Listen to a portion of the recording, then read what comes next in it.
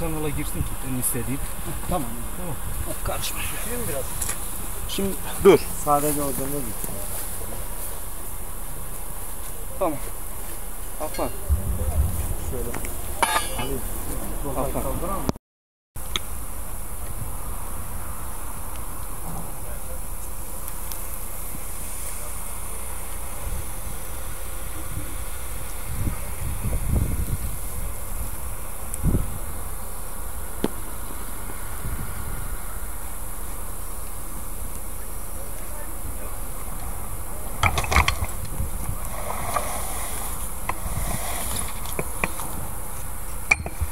Çift koysak olur mu? Abi öyle yapacağım.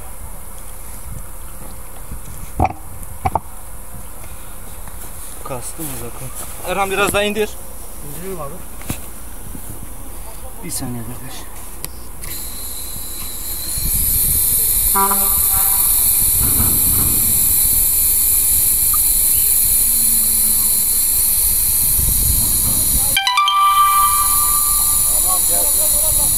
Geldi mi kepçe?